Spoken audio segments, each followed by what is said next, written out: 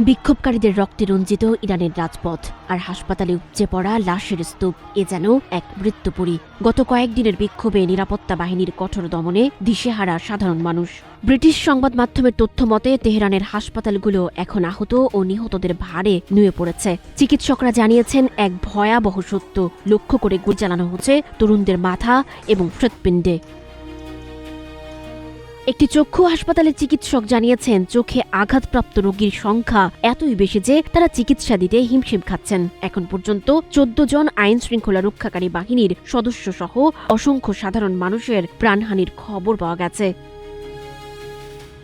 এই অস্থিতিশীল পরিস্থিতির মধ্যেই বিশ্বজুড়ে ছড়িয়ে পড়েছে যুদ্ধের নতুন শঙ্কা। এই বুঝি 11,000 কিলোমিটার দূর থেকে ছোড়া কোনো নিউক্লিয়ার বোমা এসে পড়ল ইরানের বুকে। মার্কিন সমরবিদরা কি তবে তেহরানে বড় কোনো হামলার ছক কষছেন?